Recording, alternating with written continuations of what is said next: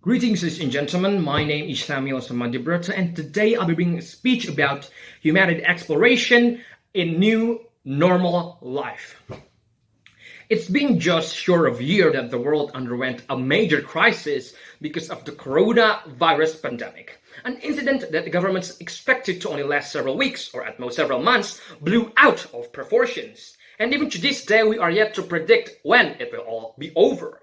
What started as a lockdown to prevent spreading proved to be unsustainable, and governments panicked seeing the economic graphs and trajectories plummet. A happy medium has to be found to control both the disease and the critical economic state of the country. This medium was created in the form of the Large-Scale Social Restriction, or PSBB, which is now more commonly referred as the new normal. This new normal has a lot of rules that were new to us, such as the mandatory face mask, the antiseptics being available at every corner, and the temperature checks before entering public spaces. But those mentioned were all rules that people were either familiar with or could cope with. Social distancing, on the other hand, was completely alien to us. This new social distancing rule was completely bizarre to us, and it's an understatement to say that it has shocked us. A more accurate saying would be that it has taken us by complete surprise.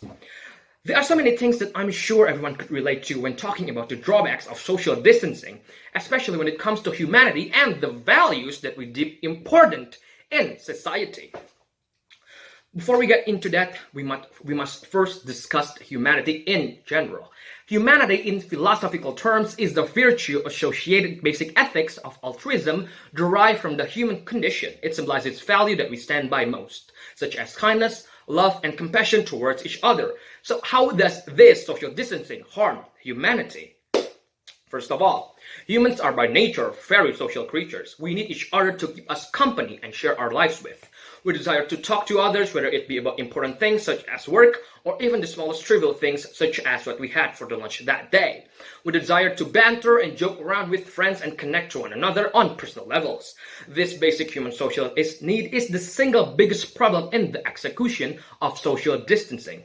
What do we see happen now in real life? People everywhere are being locked inside their own homes, whether intentionally out of fear and avoidance of the virus, or unintentionally out of the lockdown laws. Well, sure, they might still be able to chat through social media apps and messaging apps such as Instagram or Line, but there is a huge difference between talking to people through a screen and actually meeting and communicating with them in real life. Number of studies have proven that people generally get a higher dose of serotonin and stress relief from having face-to-face interactions than online interactions. Let's face it, we all feel the same way as well. Talking to a glass screen just doesn't feel natural nor comfortable at all. This lack of human connection is a critically important point, especially currently, when people are generally more paranoid and scared about their health and livelihoods. With that said, let's get into my second point, which is fear. Studies have shown that people during the pandemic had higher levels of fear and uncertainty, and it's quite obvious why. Job stability is low, the economy is in shambles, businesses aren't doing well, people are losing their jobs, people are getting infected with the coronavirus, they fill up the hospitals, and last but not least, people are dying. Every day, people live in fear for what the future holds for their jobs, safety, and health, more than they do in normal times. And this fear is what causes people to shut themselves from others. Fear causes plenty of problems in both the human mind and body, some of which are worse immune systems, lack rational thinking, the interruption of emotional regulation in our brains, and the emergence of selfish behaviors. Because, of course, if we're scared of something, we would want to get rid of it, no matter what. So with this fear constantly present and looming over our everyday lives, we would live every day paranoid and uncertain, which over long periods of time could take a toll on both our physical and mental health. Fear could also have a major effect on mental illnesses in humans, especially those relating to anxiety. That brings me to my third and final point, which is distance and depression. It's no secret that mental health issues have been running rampant ever since the pandemic started. And this is due to both the social disconnection and fear that I have mentioned previously. A number of studies have shown that the number of people with mental illnesses such as depression, clinical anxiety, and even trauma and stress-related disorders, or TSRD, have increased since the pandemic started. Most of these mental illnesses manifest themselves through many symptoms, one of which is emotionally disconnectivity. People diagnosed with depression or anxiety tend to suffer in silence and distance themselves, not just physically, but also emotionally from other people. They tend to sit alone in their homes, rarely talking to their friends, let alone their family members. And this would bring them to an infinite loop where they feel lonely and hopeless, yet they cannot connect to others and ask for help. When we're still able to meet people, it might be easier for us to notice friends who feel down or seem sadder than usual and try our best to cheer them up. But in this current new normal situations where people don't even get the chance to meet others in their workplace or at school, it is exponentially harder for one to realize when someone else is in a bad headspace. So with this distance and depression, it cut off the compassion and kindness between people, especially those towards those who need it the most. Although it is very easy to focus on the bad things that this pandemic has brought to us, it might help to remind ourselves that there are still good things that come from the challenges that we face today.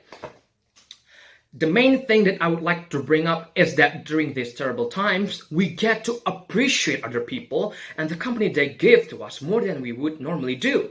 We learned that valuable lessons of being grateful for the people around us. Before coronavirus took hold of our lives, we took meeting hanging out with our friends at the mall for granted.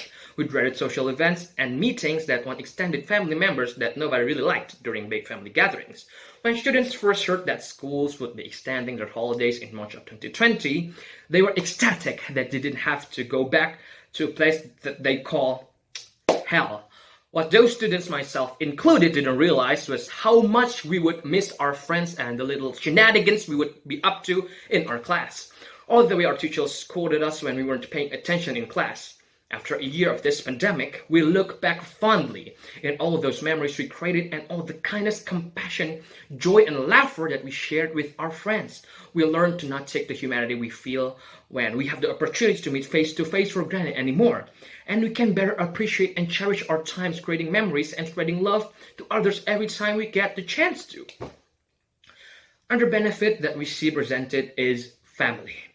During these challenging times, we are recommended to spend most, if not all of our time at home. We don't get to see friends outside, but more time spent at home means more time we get to communicate with people we live with. For the most people, this would be their family. Before we had to quarantine, everybody had their own businesses and responsibilities to attend to.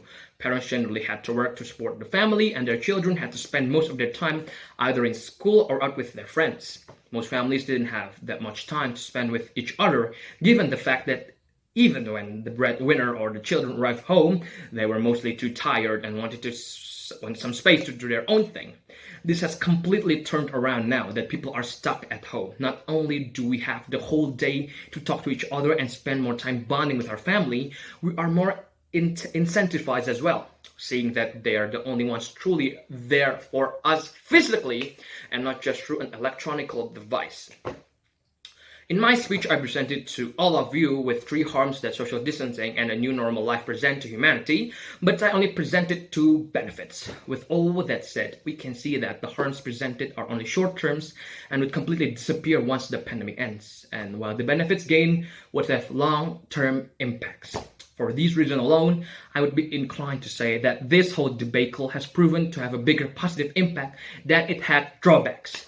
To conclude everything stated, there are plenty of ways in which existence of the coronavirus pandemic badly affected humanity, some of which are that the social distancing rule prevents social connections, the pandemic instills fear into people, and that there is an increase of depression and distance between people, but there are still benefits to this new normal to humanity, and this comes in the form of appreciation for what we had, and that we get to spend more time bonding with our family.